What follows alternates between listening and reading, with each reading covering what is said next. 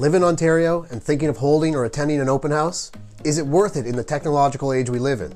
Well, I'm going to cover all of that, plus offer you a few tips if you do decide to throw an open house in today's video.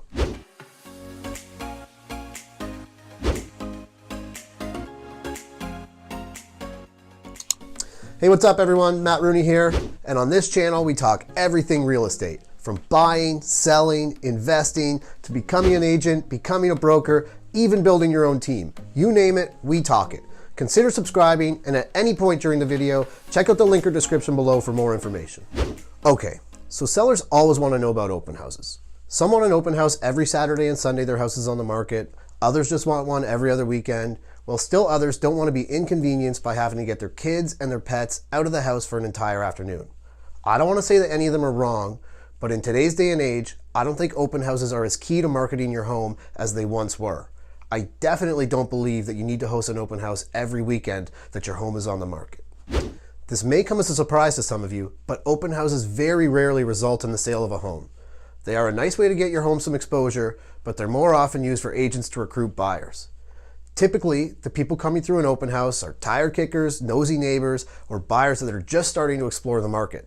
Those buyers often haven't spoken to a mortgage specialist or had a good look at their finances yet and aren't really ready to pull the trigger on a home. Homes are selling quickly these days, particularly in my hood, Waterloo region.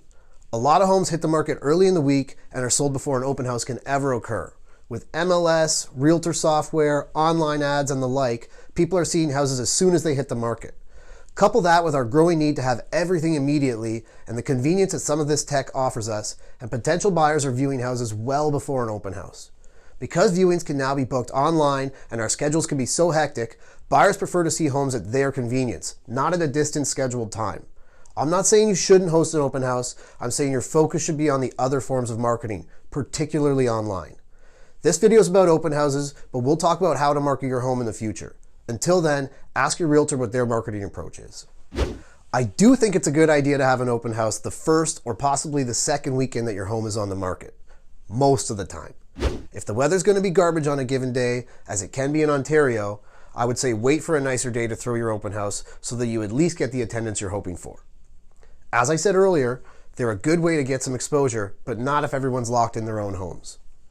When throwing an open house, remember a few things to help really make your house stand out.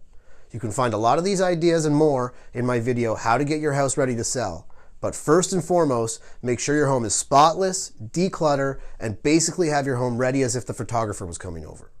Additionally, you may want to put away any of your valuables and even consider hiding your family portraits. But don't leave random nail screws or holes in the walls to do so. A great trick is to bake a tray or two of cookies right before you leave the house. Not only will it leave a treat for guests coming through your home, but it will leave the place smelling fantastic. You're also now hitting 3 of people's senses: sight, taste, and smell, instead of just sight.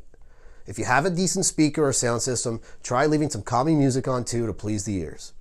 Long story short here is, you're probably not going to sell your home because of an open house.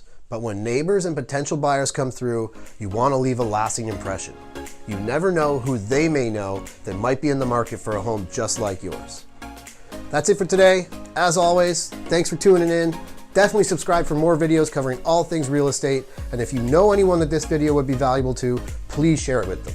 Hit me up below or shoot me an email with any questions or comments. And until next time, this is Matt Rooney talking everything real estate. Homes are selling, becoming a broker, even building your own team. You name it. Nope, tame. What's a tame?